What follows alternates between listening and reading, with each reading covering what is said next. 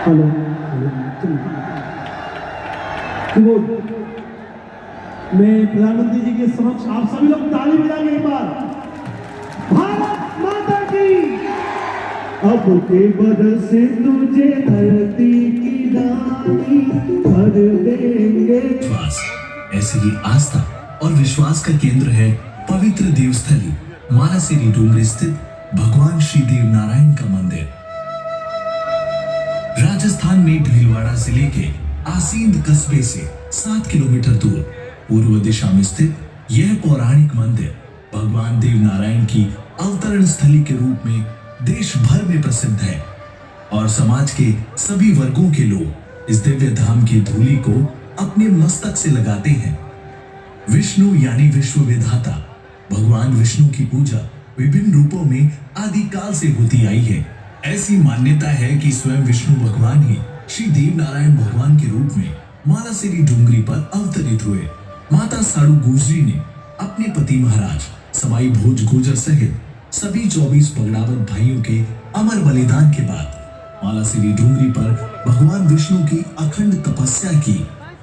इस तपस्या से प्रसन्न होकर भगवान विष्णु संवत 968 माघ शुक्ल सप्तमी को प्रातः 4 बजे पर्वत को चीरकर घनघोर वर्षा में पानी के मध्य कमल के फूल पर अवतरित हो मां साड़ू गुजरी की झोली में आए। बाल्यकाल से ही भगवान देव नारायण की अद्भुत लीलाओं और पराक्रम से उनका यश चारों दिशाओं में फैलने लगा। चाहे गोठा से माता साड़ू के साथ नाना जी के घर मालवा जाते समय जंगल में देव जी को एक शेरनी द्वारा दूध पिलाने की लीला हो या राक्षसों द्वारा छूछू भाट को खाए जाने पर देव जी द्वारा उन्हें दंडित कर छूछू भाट को पुनर्जीवित करने की लीला हो, परिजनों को विलाप कर के परचम को लहराने वाले हमारे यशस्वी प्रधानमंत्री आदरणीय नरेंद्र मोदी जी से आग्रह करूंगी कि इस देश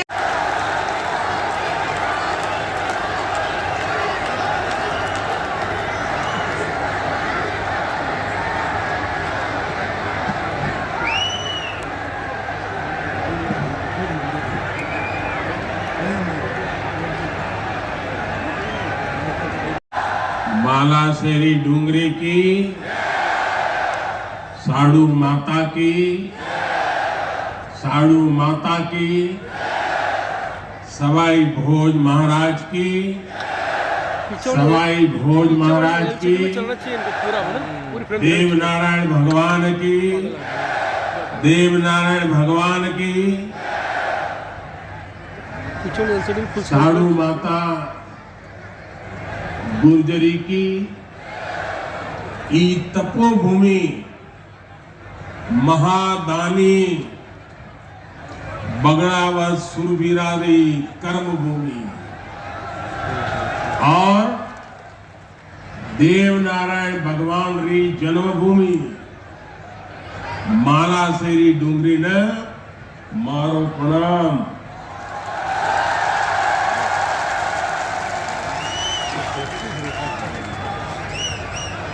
श्री हेमराज जी गुजर, श्री सुरेश दास जी, दीपक पाटिल जी, राम प्रसाद दबाई जी, अर्जुन मेघवाल जी, सुभाष बहेड़िया जी और देश भर से पधारे मेरे प्यारे भाइयों और बहनों,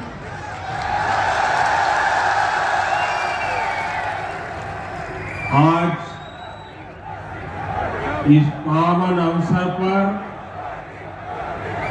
भगवान देव नारायण जी का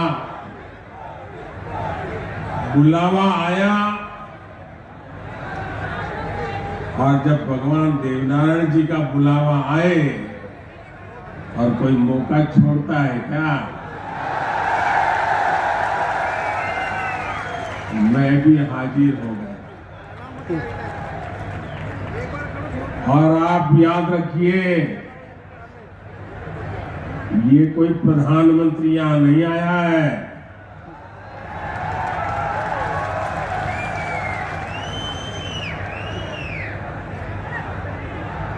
मैं पूरे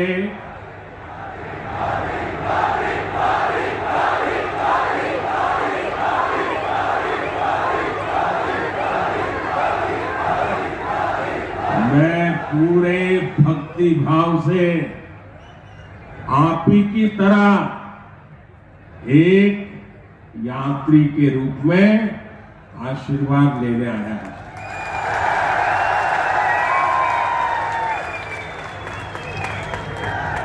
अभी मुझे यज्ञशाला में पूर्णाहुति देने का भी सौभाग्य मिला। मेरे लिए ये भी सौभाग्य का विषय है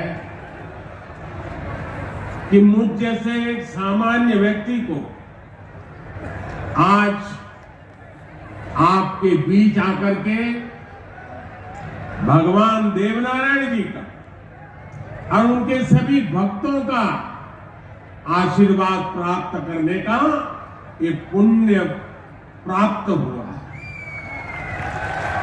भगवान देवनारायण और जनता जनार्दन दोनों के दर्शन करके मैं आज धन्य हो गया हूं।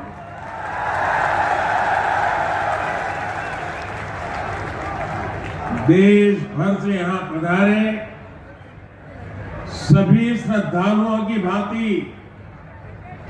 मैं भगवान देवनारायण से अनवरत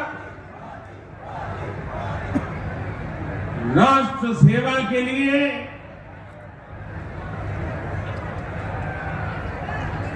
गरीबों के कल्याण के लिए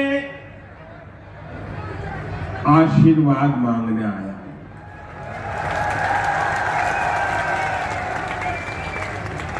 साथियों, ये भगवान देवनारायण का 1111वां अवतरण दिवस है। सप्ताह भर से यहां इससे जुड़े समारोह चल रहे हैं। जितना बड़ा ये अवसर है उतनी ही भव्यता, उतनी दिव्यता, उतनी ही बड़ी भागीदारी गुर्जर समाज ने सुनिश्चित की। इसके लिए मैं आप सभी को बधाई देता हूं। समाज के प्रत्येक व्यक्ति के प्रयास की सराहना करता हूं। भाइयों और बहनों, भारत के हम लोग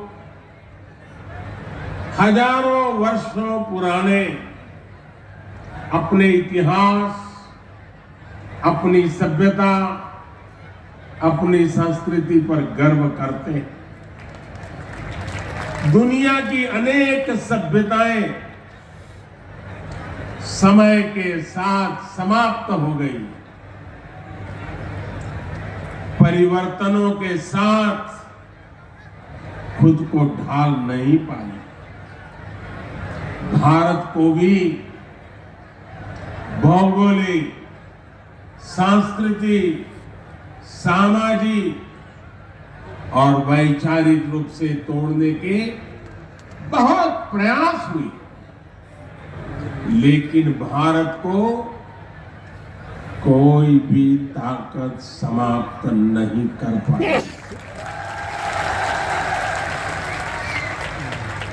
भारत सिर्फ एक भूभाग नहीं है, बल्कि हमारी सभ्यता की, संस्कृति की, सद्भावना की, संभावना की एक अभिव्यक्ति है।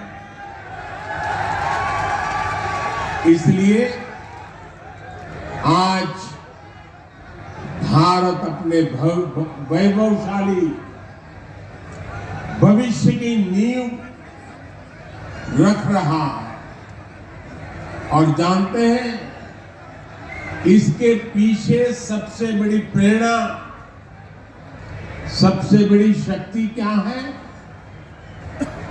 किसकी शक्ति से? किसके आशीर्वाद से? भारत अटल है, अजर है, अमर है। मेरे प्यारे भाई और बहनों, ये शक्ति हमारे समाज की शक्ति है। देश के कोटि कोटि जनों की शक्ति है।